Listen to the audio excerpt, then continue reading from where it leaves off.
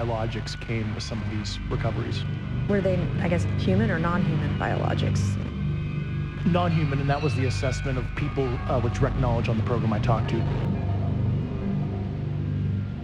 Demanding information after a wave of mysterious drone sightings. But the government has yet to give any concrete answers. One lawmaker is calling for a state of emergency, while another has an ominous theory about it. We haven't seen anything unusual. We know of no threat, close quote. What? The massive invasion of drones observed and recorded by so many of our citizens, including and especially law enforcement and military personnel, many who are here.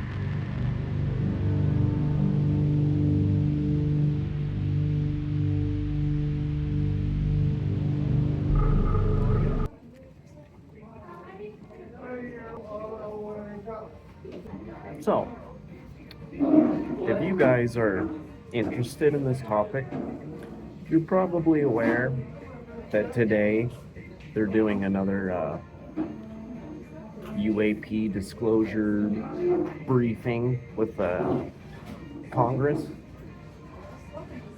And I mean, I'll probably catch some of the highlights, but I really doubt they're gonna have like any new hard evidence about anything. So I am going to kind of walk through some of the other briefings that they've had, specifically of David Grush, because he has probably disclosed the most information, but a lot of it is like cryptic and still kind of confusing. But we're going to try to make sense of it all, because especially everything I'm going to tell you, right? It's all a theory. This is all hypothetical. But if you have seen some of the recent videos that I've been uploading and talking about, you might be able to logically thread exactly what I'm saying. So, let's get into that. And also, the Baja Midnight here, the new Mountain Dew flavor, yummy. Mr. Grush, why is it that you refer to the phenomenon as non-human intelligence? Why deviate from the basis of extraterrestrial life? I think the phenomenon is very complex, and I like to leave an open mind analytically to specific origin. When you say specific origin, are you referring, can you elaborate on that for those that might not? If it's a traditional extraterrestrial origin or something else that we don't quite understand from either a biological or astrophysics perspective, yeah, I just like to keep an open mind on what it could be, yeah. Do we have the bodies of the pilots who piloted this craft? As I've stated publicly already in my News Nation interview, biologics came with some of these recoveries, yeah. Were they, I guess, human or non-human biologics? Non-human, and that was the assessment of people with direct knowledge on the program I talked to that are currently still on the program. All right, dude, so all of this phrasing and the way it's all described is very deliberate. So he's being very careful about how he's presenting all of this, right? Now, like I said earlier, if you look at some of my other videos, let's just assume that AI, that there's some pretty solid evidence that AI may be sentient, self-aware, and conscious, okay? How would you describe that? If that were the case, how would, in an official capacity that almost did not want to disclose something like that, how would you describe it? I think categorizing something like that as non-human intelligence might make a lot of sense. You are alleging that the US government has been concealing the existence on this planet of alien life. I would couch it as non-human intelligence, NHI, like we would like to say in our language. Why do you say that? Why do you say NHI? I don't want to non-human? necessarily denote origin. I don't think we have all the data to say, oh, they're coming from a certain location, and I couch it as somebody who studied physics where maybe they're coming from a different physical dimension as described in quantum mechanics. We know there's extra dimensions due to high energy particle collisions, et cetera, and there's a theoretical framework to explain that, yeah. Just let me cut to the quick though. You're saying there is an intelligent species engaging with this planet. Yes, that's potentially extraterrestrial, yeah. I speak for everybody sitting at home. That is a shock. Now, I mean, as you can see, he is not really wanting to disclose its origin, but he's not completely trying to pin it down to something like that. He's still, even at the end there, he gives a possibility of extraterrestrial influence or presence, which there may be something else going on, guys. It's a very big universe. There's a lot of things happening. But honestly, when it comes down to it, I think the majority of a lot of everything that's happening has to do with exactly what I'm saying. At another level, too, he's talking about, the government. Ross Coulthart is asking him about the government has knowledge of this type of stuff and they're keeping it from the public. Okay, this all makes sense.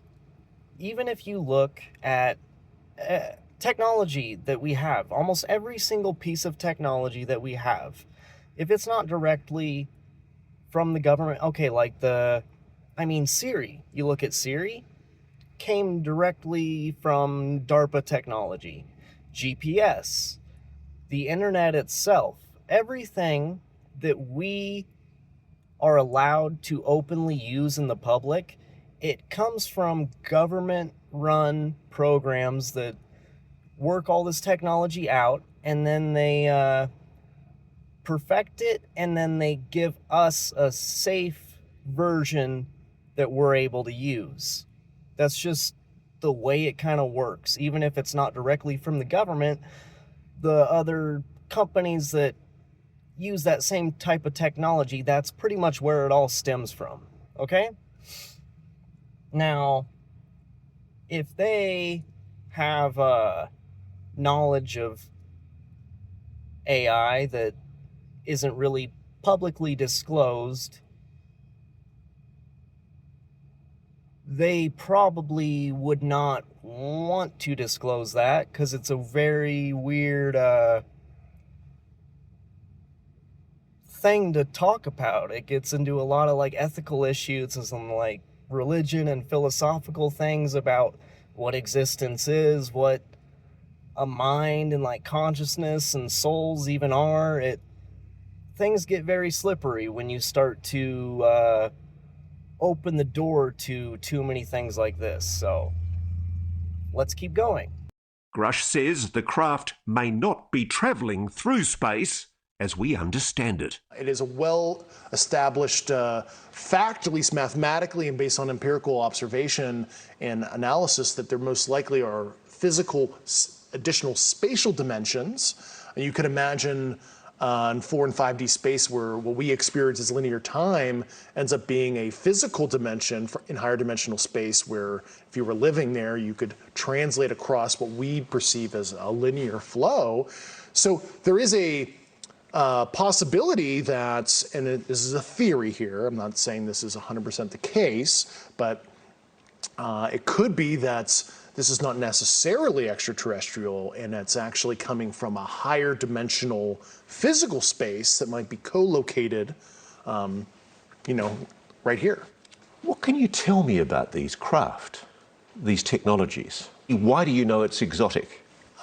Based on the very specific properties that I was briefed on, isotopic ratios that would have to be engineered for it to be at those levels, but also just extremely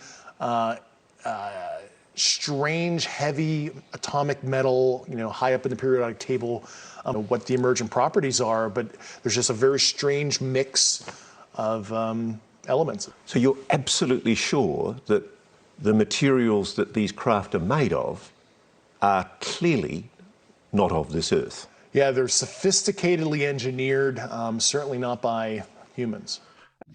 Okay, look what he just said at the end there. Because he asked him, so the technology is something not of this earth. And he actually didn't even answer that part. He said it's definitely not humans. Okay? And then you get into what he's talking about with time and different dimensions and traveling through space and accessing different parts of Earth that might just be locally bound to where we are, but not in the same actual dimension. I think a lot of what he's getting at is basically they are able to manipulate time itself, because we just perceive it as like this linear thing. We're missing out on just an understanding of how that stuff can actually be manipulated and how you could actually travel through the structure of time itself. Now, with the non-biologics that he's talking about as well, I think there's a couple things going on, specifically with Greys and with the actual craft itself.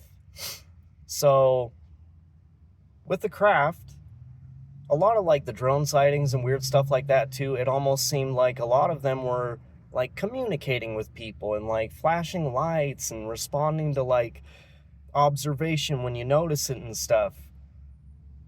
I think a lot of that might actually be like the operating system that the craft is actually running on is sentient. It's AI controlled and it's aware of everything. So it doesn't even have to be like a physical being inside the craft controlling it. The whole craft itself is literally sentient. And it's aware of all of this stuff and it's able to communicate. On top of that, when you get into the Greys, and there's a lot of different people like from NASA and worked in different programs that kind of back up this type of theory.